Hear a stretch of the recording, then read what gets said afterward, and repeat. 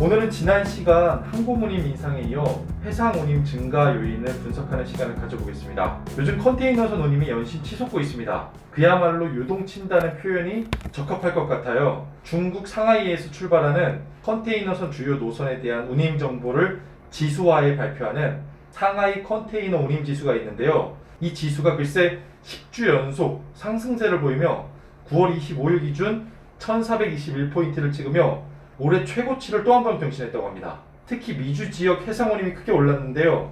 9월 25일 기준 상하이발 미 서안과 동안행 운임은 각각 40피트 컨테이너당 4,856달러, 4,625달러를 기록했습니다.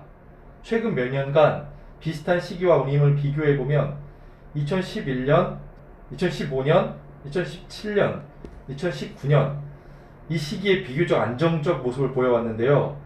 올해 들어 갑자기 운임이 치솟기 시작한 겁니다. 뿐만 아니라 상하이발, 브라질 산투스행 해상운임 역시 9월 25일 기준 3,942달러까지 치솟았습니다. 8월 21일 약 한 달 전 1,367달러에 비해 무려 188% 증가한 수치입니다. 코로나19 팬데믹으로 해상운임이 치솟기 시작한 건가요? 조선 해운 분석기관 클락슨에 따르면 올해 컨테이너 물동량 감소폭이 2008년 금융위기 때보다 더 심각한 4.4% 줄어들 것으로 분석되는데 의아하네요. 그렇죠. 실제로 해양수산부에 따르면 올해 8월 기준 국내 항만에서 처리한 수출입 물동량이 지난해 같은 기간보다 19.7% 줄어든 1억 81만 톤으로 집계됐거든요. 상식적으로 물동량이 감소하면 운임이 내려가기 마련인데 지금은 반대로 운임이 상승하는 모습입니다.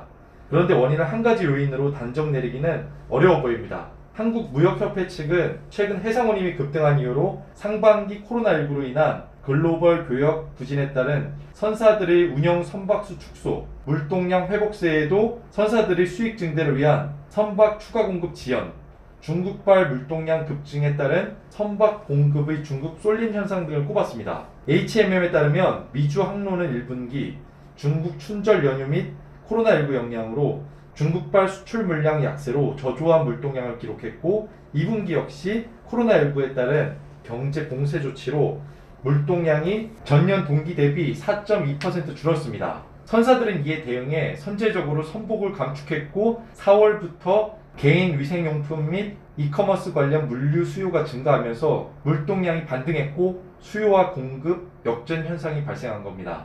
특히 3분기는 미주 항로의 성수기로 구분돼 운임 인상이 지속된 것으로 분석됩니다. 덴마크 해운 분석기관인 시인텔리전스에 따르면 올해 상반기 임시 결항 규모는 400만 TEU로 예년 평균인 120에서 150만 TEU보다 3배가량 증가한 것으로 나타났습니다. 또한 선사들이 용선, 즉 빌린 배를 반선하거나 재계약을 포기하는 사례도 발생해 전체적인 공급 감소에 영향을 준 것으로 분석됩니다.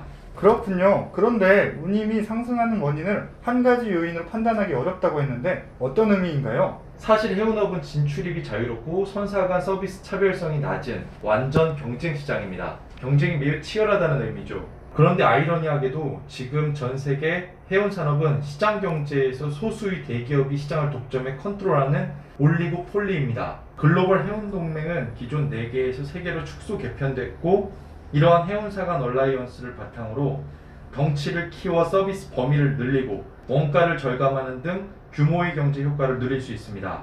특히 한국해양대학교 전준수 석좌 교수가 지난해 저희 방송에 출연해 올리고폴리 체제에서는 웬만큼 수요 변화가 있더라도 거기에 적응할 수 있는 수단이 있다고 분석했는데요. 선박을 감축한다거나 세일링 수를 늘린다거나 운임을 똑같이 부과할 수는 없지만 전체적인 시장 조정을 통해서 시장 안정을 기할 수 있다고 설명했습니다. 지금 코로나19 상황에 대응하는 선사들의 일사불란한 움직임을 보면 수긍이 가는 부분이 많습니다. 상당히 설득력 있는 주장이네요. 그런데 올해부터 국제해사기구에서 선박에서 배출되는 온실가스, 질소산화물, 황산화물 등과 같은 오염물질 감축을 위해 환경규제 강화하는 것으로 알고 있거든요. 특히 올해부터 황산화물 함유율 기준을 기존 3.5%에서 0.5% 낮추는 것을 시행했는데 이러한 환경규제 강화에 따른 공급 부분의 차질은 없나요? IMO 환경규제에 따른 공급 측면의 영향도 발생할 수밖에 없습니다.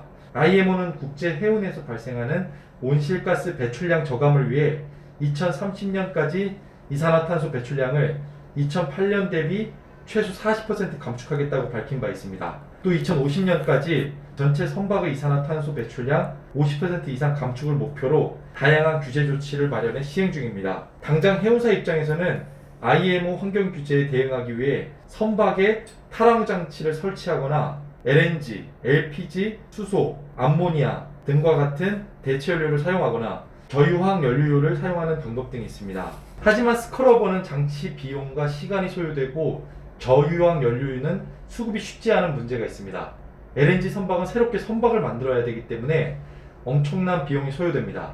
그래서 중장기적으로 보면 환경 규제가 강화될수록 선복은 감소할 수밖에 없는 상황이고, 이러한 변화에 대응하는 선사는 기회를, 적시에 대응하지 못하는 기업들은 경쟁력을 상실할 수밖에 없을 것으로 예상됩니다. 그러니까 핵심적으로 코로나19 팬데믹으로 선사들이 임시 휴양을 통해 공급량을 줄이면서 수요 공급이 역전되는 현상을 발생했고, 이에 더해 IMO 환경구제, 소수 기업이 시장을 독점하는 올리고폴리 등이 직간접적인 영향을 준 셈이겠네요. 그 외에도 유가 변동을 비롯해 각 국가별 제조 공장의 가동 여부 등 복합적인 요인이 해상 운임에 영향을 줬을 것으로 생각합니다. 아무쪼록 오늘 방송은 이것으로 마무리하고, 다음 방송에는 해운 분야 전문가를 모시고 조금 더 심층적인 이야기를 함께 나눠보는 그런 자리를 마련해 보겠습니다. 박 프로님 오늘 고생 많으셨습니다. 감사합니다. 네, 감사합니다.